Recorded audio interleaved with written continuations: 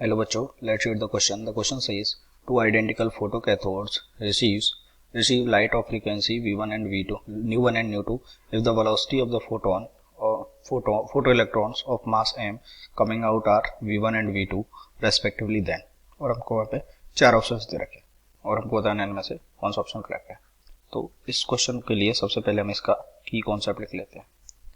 Okay, सबसे पहले हम इसका की कॉन्सेप्ट लिख लेते हैं. एंड इस क्वेश्चन के लिए जो इसका की कॉन्सेप्ट है that is kinetic energy in photoelectric effect.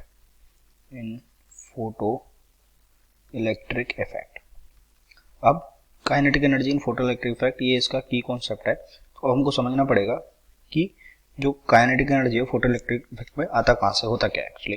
तो देखिए, मान लीजिए हमारे पास कोई एक मेटल है. इस मेटल का जो वर्क फंक्शन है let's say that is 5. Okay, और 5 equals to h nu naught. तो जब इस मेटल पर कोई frequency which is greater than nu is greater than nu naught का जब कोई लाइट गिराया जाएगा तो यहाँ से इलेक्ट्रॉन का इमिशन हो जाएगा और these electrons will have kinetic energy. Okay, इसी काइनेटिक एनर्जी की क्वेश्चन में बात करी गई है. अब क्वेश्चन में हमको बोला गया है कि जब फ्रीक्वेंसी v1 एंड v2 है तो वेलोसिटी क्या है. जब फ्रीक्वेंसी nu1 एंड nu2 है तो वेलोसिटी क्या है v1 एंड v2. ओके, तो हमको क्या करना है इस क्वेश्चन में. देखिए, जो h न्यू है, h न्यू ने क्या काम किया, h न्यू ने दो काम किया. एक तो पहले उसके वर्क फंक्शन की फॉर्म में चली गई प्लस इलेक्ट्रॉन की मैक्सिमम काइनेटिक एनर्जी की फॉर्म में चली गई. तो यहाँ से हम बोलेंगे कि जो मैक्सिमम काइनेटिक एनर्जी है उसका फॉर्मूला क्या हो गया, उसका फॉर्मूला हो गया h न्यू माइनस का phi naught. Okay, name it as equation number 1.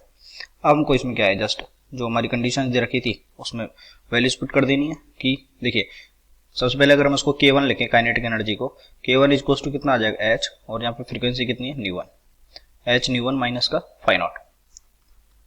Name it as equation number 2. Okay, और ऐसे ही अगर उसको काइनेटिक एनर्जी 2 बोले दूसरे केस में तो वो कितनी हो जाएगी h न्यू 2 माइनस का phi naught. Name it as equation number 3.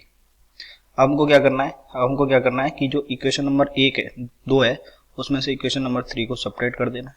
तो यहाँ पे कितना आ जाएगा k1 माइनस का k2 it is equals to h into nu 1 minus nu 2.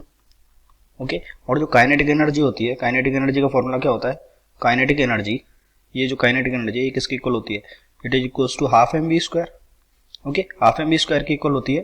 तो यहाँ पे कितना आ जाएगा 1/2 इंटू एम, और काइनेटिक एनर्जी इसके लिए कितनी हो जाएगी v1 स्क्वायर और इसके लिए v2 स्क्वायर. ये कितनी हो जाएगी h इंटू न्यू 1 माइनस का न्यू 2. तो यहाँ से हम निकाल लेंगे कि v1 स्क्वायर माइनस का v2 square it is equals to 2h upon m into nu 1 minus nu 2. तो v1 square minus v2 square 2h upon m into nu 1 minus nu 2. तो आप देख सकते हो कौन सा ऑप्शन करेक्ट हो गया, option number A is correct. I hope you understood it well. Best of luck.